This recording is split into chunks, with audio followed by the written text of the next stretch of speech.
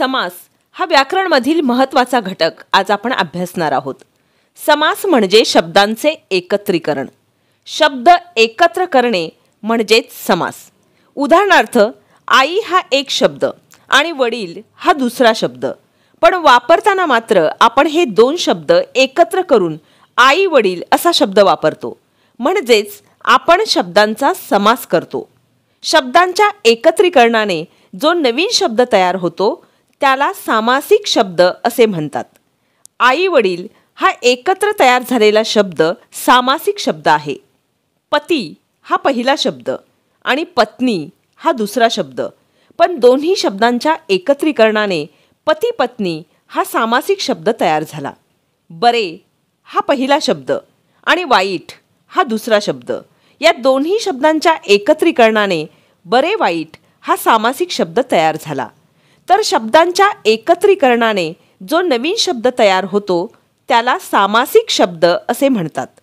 सामासिक शब्द कोणत्या शब्दापासून तयार झाला हे स्पष्ट करण्यासाठी त्याची फोड करून दाखवली जाते, त्यालाच सामासिक शब्दांचा विग्रह असे म्हणतात. विग्रह म्हणजे तो शब्द कोणत्या शब्दापासून तयार झाला हे स्पष्ट करण्यासाठी त्याची फोड करून सांगणे. काही सामासिक शब्दांचा विग्रह आपण पाहूयात. सामासिक शब्द प्रतिक्षण, विग्रह प्रत्येक क्षणाला. राष्ट्रार्पण, राष्ट्राला अर्पण. योग्यायोग्य, योग्य किंवा अयोग्य. लंबोदर, लंब आहे उदर म्हणजेच पोट ज्याचे असा तो. सामासिक शब्द कसा तयार झाला आहे हे स्पष्ट करून सांगण्यासाठी आपण त्या शब्दाची फोड केली, म्हणजेच विग्रह केला. समास ओळखण्यासाठी शब्दाचा विग्रह करता येणं खूप महत्त्वाचं आहे. तर समास म्हणजे शब्दांचे एकत्रीकरण. सामासिक शब्द म्हणजे शब्दांच्या एकत्रीकरणाने तयार झालेला नवीन जोडशब्द आणि विग्रह म्हणजे सामासिक शब्दाची फोड करून दाखवणे. समासामध्ये कमीत कमी दोन शब्द एकत्र यावे लागतात. त्या शब्दांनाच पद असे म्हटले जाते. पहिला शब्द म्हणजे पहिले पद आणि दुसरा शब्द म्हणजे दुसरे पद. आई वडील या शब्दात दोन पदे आहेत. पहिले पद आई आणि दुसरे पद वडील. समासातील दोन शब्दापैकी म्हणजेच दोन पदांपैकी कोणत्या पदाला वाक्यात अधिक महत्त्व आहे यावरून समासाचे मुख्य 4 प्रकार पडतात. सामासिक शब्दातील पहिले पद प्रधान असेल म्हणजेच पहिला शब्द महत्त्वाचा असेल तर अव्ययीभाव समास असतो. दुसरे पद प्रधान असेल म्हणजेच दुसरा शब्द महत्त्वाचा असेल तर तत्पुरुष समास असतो. दोन्ही पदे प्रधान असतील म्हणजेच दोन्ही शब्द महत्त्वाचे असतील तर द्वंद्व समास असतो. आणि दोन्ही पदे महत्त्वाची नसून त्यातून तिसऱ्याच पदाचा बोध होत असेल तर बहुव्रीही समास असतो. इयत्ता 12वी मध्ये आपण समासाचे मुख्य 4 प्रकार आणि 2 समासांच्या उपप्रकारांचा अभ्यास करणार आहोत. मुख्य प्रकारामध्ये पहिला अव्ययीभाव समास, दुसरा तत्पुरुष समास, तिसरा द्वंद्व समास आणि चौथा बहुव्रीही समास हे 4 मुख्य प्रकार आपण अभ्यासणार आहोत. आणि त्याचबरोबर तत्पुरुष समासाचे 3 उपप्रकार, ज्यामध्ये विभक्ती तत्पुरुष समास, कर्मधारय समास आणि द्विगु समास असे तत्पुरुष समासाचे 3 उपप्रकार आपण अभ्यासणार आहोत. त्याचबरोबर द्वंद्व समासाचे 3 उपप्रकार, ज्यामध्ये इतरेतर द्वंद्व समास, वैकल्पिक द्वंद्व समास आणि समाहार द्वंद्व समास अशा 3 उपप्रकारांचा अभ्यास करणार आहोत. म्हणजे मुख्य 4 प्रकार आणि 6 उपप्रकार याचा अभ्यास इयत्ता 12वी साठी आपण करणार आहोत. चला तर अभ्यासूया.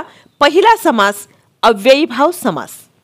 जेव्हा समासातील पहिले पद बहुधा अव्यय असून ते महत्त्वाचे असते, या सामासिक शब्दाचा वापर वाक्यात क्रियाविशेषणासारखा केला जातो, तेव्हा अव्ययीभाव समास होतो. आता म्हणजेच काय? अव्ययीभाव समासामध्ये पहिले पद हे महत्त्वाचे असते आणि बहुधा ते अव्यय असते. अव्यय म्हणजे वाक्यात उपयोग करत असताना ज्या अक्षरांच्या किंवा शब्दांच्या मूळ रूपात बदल होत नाही असे शब्द. जे बदलत नाही, जे अविकारी आहे त्याला आपण अव्यय असं म्हणतो. लिंग, वचन, काळ इत्यादींचा त्या अक्षरांवर किंवा शब्दांवर कोणताही परिणाम होत नाही. अव्ययीभाव समासातील पहिला शब्द हा बहुधा असा अव्यय असतो आणि तो सामासिक शब्द वाक्यात क्रियाविशेषणाचे काम करतो. म्हणजे क्रियापदाबद्दल, क्रियेबद्दल अधिक माहिती सांगण्याचे काम तो शब्द करत असतो. अव्ययीभाव समास ओळखायची अगदी सोपी 2 वैशिष्ट्ये तुम्ही लक्षात ठेवा. अव्ययीभाव समासातील पहिला शब्द हा उपसर्ग असतो. मूळ शब्दाच्या आधी जोडलेली अक्षरे किंवा शब्द म्हणजेच उपसर्ग. संस्कृतमध्ये उपसर्गालाच अव्यय मानतात. पहिला शब्द उपसर्ग असेल तर अव्ययीभाव समास असतो. आ हा उपसर्ग वापरून तयार झालेले हे शब्द पहा.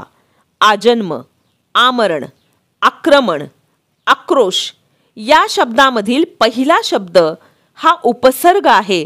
उपसर्ग वापरून तयार झालेले शब्द असतील तर ते शब्द अव्ययीभाव समासाचे उदाहरण असतात. प्रति हा उपसर्ग वापरून तयार झालेले हे शब्द पहा. प्रतिदिन, प्रतिध्वनी, प्रत्येक, प्रतिकूल या शब्दामध्ये पहिला शब्द हा प्रति हा उपसर्ग लागून तयार झालेले आहेत. सु हा उपसर्ग लागून तयार झालेले हे शब्द पहा. सुभाषित, सुशिक्षित, सुगंध, सुगम या शब्दांमधील पहिला शब्द हा उपसर्ग आहे. दर हा उपसर्ग लागून तयार झालेले हे शब्द पहा. दररोज, दरसाल, दरमहा, दरमजल. गैर हा उपसर्ग लागून तयार झालेले हे शब्द पहा. गैरहजर, गैरशिस्त, गैरसमज, गैरसोय. बिन हा उपसर्ग लागून तयार झालेले शब्द. बिनचूक, बिनतक्रार, बिनधोक, बिनधास्त. बे उपसर्ग लागून तयार झालेले शब्द. बेकायदा, बेकार, बेफिकीर, बेईमान. यथा उपसर्ग लागून तयार झालेले शब्द.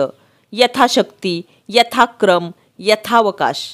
थोडक्यात काय तर संस्कृत, अरबी, फारसी, मराठी अशा भाषेतील विविध उपसर्ग लागून तयार झालेल्या शब्दांचा समावेश हा अव्ययीभाव समासामध्ये होतो.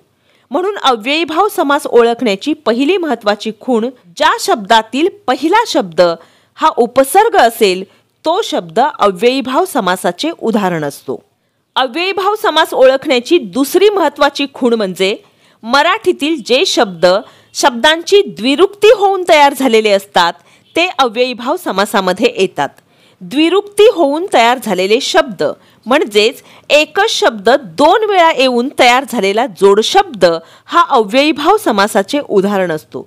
जसे की पावलोपावली, जागोजाग, गावोगाव, गल्लोगल्ली, घरोघर, दारोदारी, रस्तोरस्ती, दिवसेंदिवस, घडोघडी, क्षणोक्षणी, पानोपानी, पदोपदी, मनोमनी असे एकच शब्द 2 वेळा येऊन म्हणजेच शब्दांची द्विरुक्ती होऊन जे मराठी शब्द तयार झालेले आहेत ते अव्ययीभाव समासामध्ये येतात. यामध्ये पहिला शब्द हा अव्यय नसतो. मात्र शब्दांचा विग्रह करत असताना तो अव्ययासहच केला जातो. म्हणून हे शब्द अव्ययीभाव समासाचे उदाहरण आहेत. म्हणजेच शब्दांचा विग्रह करत असताना पहिला शब्द अव्यय येतो. म्हणून हे शब्द अव्ययीभाव समासामध्ये येतात. जसे की पावलोपावली या शब्दाचा विग्रह प्रत्येक पावलावर, जागोजाग प्रत्येक जागी, गावोगाव प्रत्येक गावी, गल्लोगल्ली प्रत्येक गल्लीत असा विग्रह होतो. शब्दामध्ये पहिला शब्द प्रत्येक हा घेऊन विग्रह केला जातो. म्हणजेच अव्ययासह विग्रह केला जातो. म्हणून मराठीतील द्विरुक्ती होऊन जे शब्द तयार झालेले आहेत ते शब्द अव्ययीभाव समासामध्ये येतात.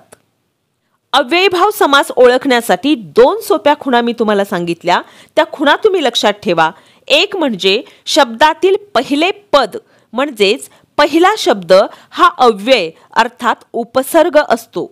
आणि दुसरे म्हणजे मराठीतील द्विरुक्ती होऊन जे शब्द तयार झालेले आहेत एकच शब्द 2 वेळा येऊन तयार झालेला जोडशब्द असेल असे शब्द अव्ययीभाव समासामध्ये येतात. प्रतिदिन या शब्दामध्ये प्रति हा सुरुवातीचा शब्द उपसर्ग आहे आणि म्हणून हे अव्ययीभाव समासाचे उदाहरण आहे. दिवसेंदिवस या शब्दामध्ये मराठीतील शब्दाची द्विरुक्ती झालेली आहे. म्हणजे एकच शब्द 2 वेळा आलेला आहे. म्हणून हे उदाहरण अव्ययीभाव समासाचे उदाहरण आहे. आजन्म या शब्दामध्ये आ हा उपसर्ग लागलेला आहे. उपसर्ग लागून तयार झालेला शब्द म्हणून हा अव्ययीभाव समासाचे उदाहरण आहे. घडोघडी या शब्दामध्ये शब्दाची द्विरुक्ती झालेली आहे.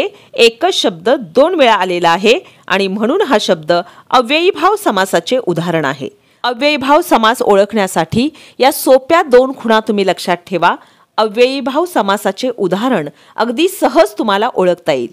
तर विद्यार्थी मित्र हो, आजच्या भागामध्ये समास म्हणजे काय, सामासिक शब्द म्हणजे काय, विग्रह कशाला म्हणतात याचा अभ्यास आपण केला आणि त्याचबरोबर अव्ययीभाव समास हा समासाचा मुख्य आणि पहिला प्रकार आपण अभ्यासला. तत्पुरुष समास आणि त्याचे उपप्रकार अभ्यासण्यासाठी भेटूयात पुढच्या भागामध्ये. धन्यवाद.